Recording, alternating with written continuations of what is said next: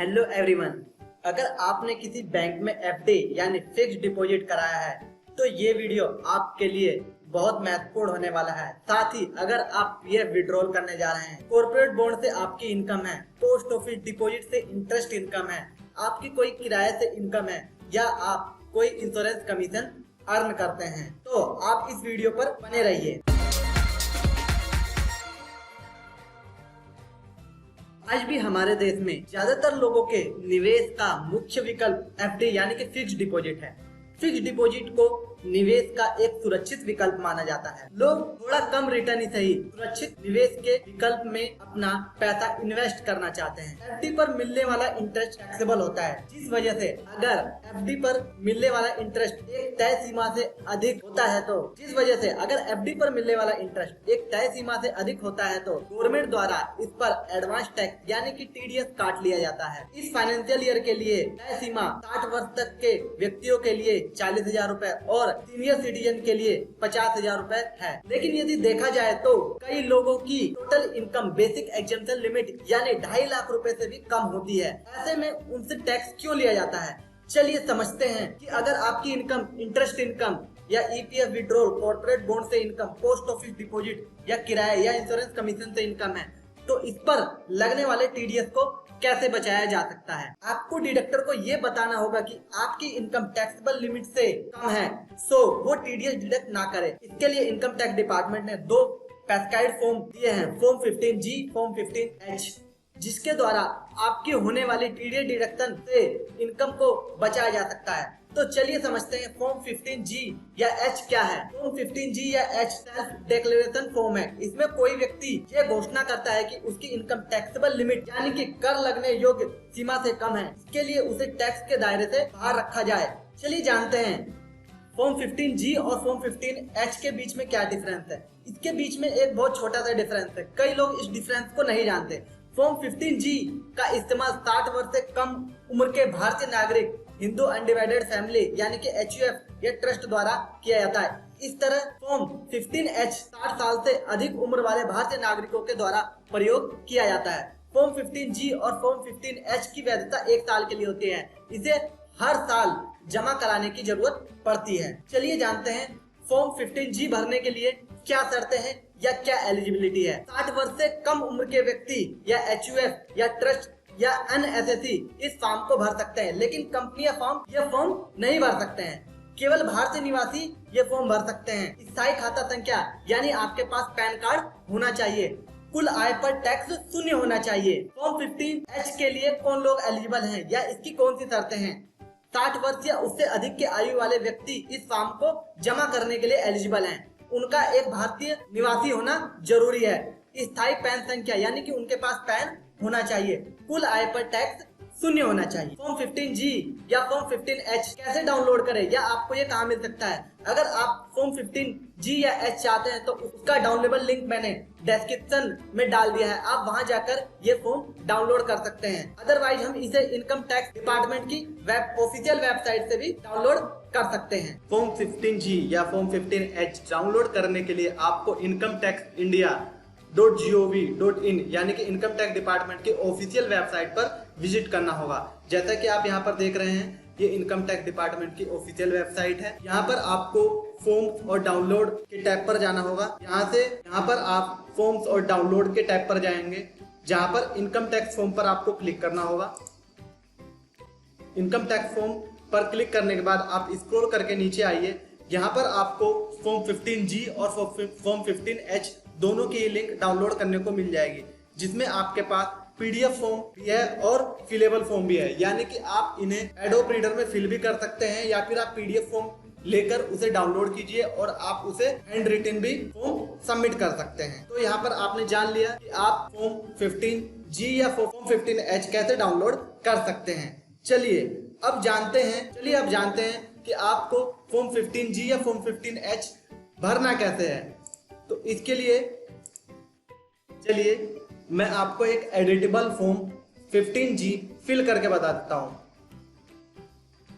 सबसे पहले आप देख रहे होंगे नेम ऑफ द एसएससी। यहां पर हमें एसएससी का नेम डालना है। जैसे यहां पर मैं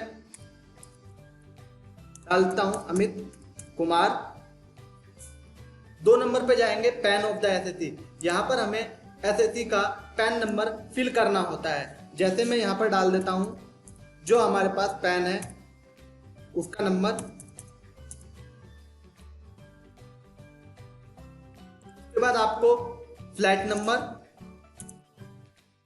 नेम ऑफ द प्रीमाइसिस अगर है तो, स्ट्रीट और लेन यहां पर डालना है।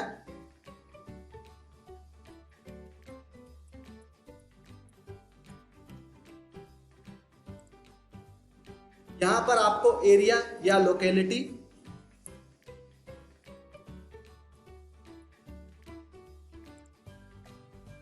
यहां पर आपको सिटी या टाउन, और यहां पर स्टेट।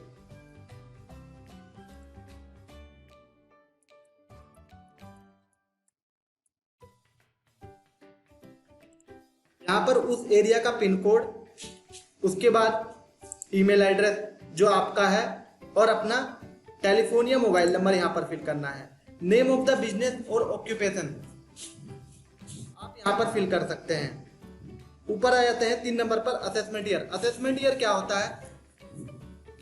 जिस भी साल के लिए आप फॉर्म फाइल कर रहे हैं उससे अगला ईयर असेसमेंट ईयर होता है। अगर मान के चलिए अगर मुझे इस साल के लिए अपनी फॉर्म 15G का डिक्लेरेशन देना है तो मैं असेसमेंट ईयर डालूंगा 2021-22। और अगर स्टेटस जो आपका स्टेटस है ये इनकम टैक्स का स्टेटस होता है तो यहां पर हम डालेंगे इंडिविजुअल,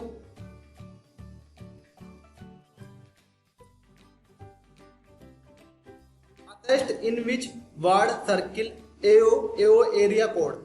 अब इसके बारे में अगर आप जानना चाहते हैं तो मैं आपको ऑनलाइन एओ कोड कैसे सर्च करते हैं और कैसे हम एओ टाइप, एओ कोड एक्सेट्रा हम जान सकते हैं। तो चलिए इसके लिए पॉइंट नंबर 7, 10 और पॉइंट नंबर 21 के लिए मैं आपको ले चलता हूं ई फाइलिंग की ऑफिशियल वेबसाइट पर। आपको ई फाइलिंग की ऑफिशियल वेबसाइट पर जाना है जहां पर आपको नो योर जुरिडिक्शनल एओ टैब पर क्लिक करना है। आप यहां पर आ जाएंगे और यहां पर आपको अपना पैन नंबर डालना है। यहां पर आपको एक मोबाइल नंबर डालना है जिस पर वो ओटीपी वेरीफाई करेगा। सबमिट पर क्लिक कीजिए। सबमिट पर क्लिक करने के बाद आपके मोबाइल नंबर पर एक ओटीपी आ जाएगा। उस ओटीपी को यहां पर डाल के आपको वेरीफाई करना है। यदि आप इसे वैलिडेट करते हैं अब आपको अपना area code, AO type, range code, AO number, jurisdiction, building, email ID और स्टेटस पूरी की पूरी जानकारी अपने पैन नंबर के बारे में आपको मिल जाती है। आप यहां पर एप्रोप्रिएट डिटेल उठाकर उसे फिल कर सकते हैं। चलिए तो अब इसके बाद मैं आगे चलता हूं।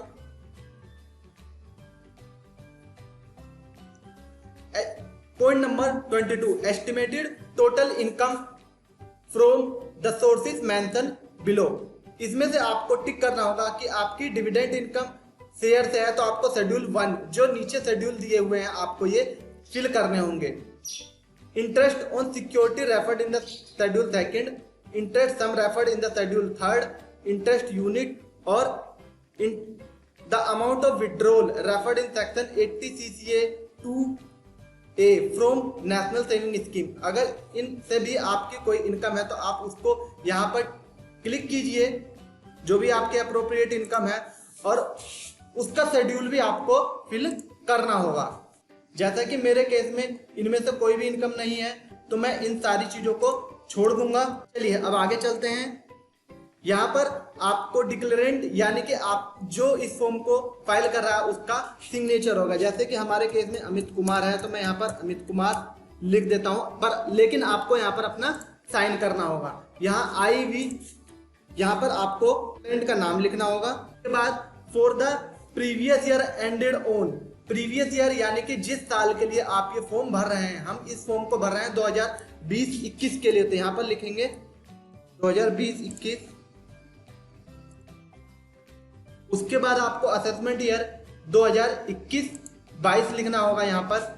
इसके बाद आपको कॉलम 22 यानी कि आप ऊपर देखिए ये जो इनकम है रेफर्ड की गई है ये बताना होगा कि ये इनकम आपके 2.5 लाख से ऊपर नहीं है और उसका प्रीवियस ईयर एंडेड में, जिसमें आपको बताना होगा। यहाँ पर अपना प्लेस डालिए, यहाँ पर डेट डालिए जिस दिन आप ये फॉर्म फिल कर रहे हैं और यहाँ पर अपना सिग्नेचर कर डाल दीजिए। पार्ट सेकंड आपके लिए नहीं होता तो आपको नहीं भरना होगा और इस फॉर्म को जिस भी अप्रोप्रिएट डिपार्टमेंट, बैंक या अथॉरिटी को आपके देना उसको दे दीजिए और इसके बाद वो आपका टीडीएस डिडक्ट नहीं करेंगे। चलिए, तो अब हमने ये तो जान लिया कि आप इस फॉर्म को फिल कैसे कर सकते हैं और आपको सबमिट कैसे करना है। जानते हैं कि अगर आप फॉर्म 15G या H सबमिट करना भूल गए हैं तो क्या करें। अगर फॉर्म सबमिट करने से पहले टीडीएस काट लिया गया है या आपकी इनकम बेसिक एग्जेम्पशन लिमिट से ऊपर है और आपका टीडीएस कट रहा है, तो इन केस में हम क्या कर सकते हैं। कई टैक्स पेयर वक्त आने पर फॉर्म 15G या H सबमिट करना भूल जाते हैं या बैंक या कोई भी डिडक्टर द्वारा उनका टीडीएस काट लिया जाता है, तो उनको ये टीडीएस रिफंड करने के लिए इनकम टैक्स रिटर्न फाइल करनी होती है। अगर आप ये जानना चाहते हैं कि आप इनकम टैक्स रिटर्न कैसे फाइल करते हैं तो उसका लिंक मैंने डिस्क्रिप्शन बॉक्स में डाल दिया है, जिस इनकम टैक्स रिटर्न फाइल करके अपना रिफंड ले सकते हैं। अंत में मैं एक जरूरी बात भी आपको बताना चाहूंगा। फॉर्म 15G में गलत डिक्लेरेशन पर इनकम टैक्स एक्ट की धारा 277 के तहत पेनल्टी लग सकती है। इस फॉर्म में गलत जानकारी देने पर 3 महीने से लेकर 2 साल तक की कैद भी हो सकती है। जुर्माना अलग लगेगा। अगर 25 लाख से ज्यादा की टैक्स चोरी का मामला सामने आता है तो 7 साल तक की जेल और जुर्माना हो सकता है। तो इसे अगर हम सिंपली समझें तो फॉर्म 15G और फॉर्म 15H बेसिकली उन लोगों के लिए होते हैं जिन लोगों की इनकम 2.5 लाख से नीचे है और उनका टीडीएस डिडक्ट हो जाता है। अगर कोई टैक्स पेयर है यानी कि उसकी इनकम 2.5 लाख से ऊपर बैठती है तो उसे अपना टीडीएस बचाने के लिए फॉर्म 15G या फॉर्म 15H का इस्तेमाल नहीं करना चाहिए। अगर आपको मेरे द्वारा दी गई जानकारी पसंद आ रही है तो मेरे इस वीडियो को लाइक कीजिए। इस चैनल से जुड़ी अपडेट्स आपको मिलती रहे तो आप मेरे चैनल को सब्सक्राइब कीजिए और इस वीडियो को अपने फ्रेंड्स तथा रिलेटिव के साथ जरूर शेयर कीजिए। इस वीडियो को देखने के लिए आपका बहुत बहुत धन्यवाद।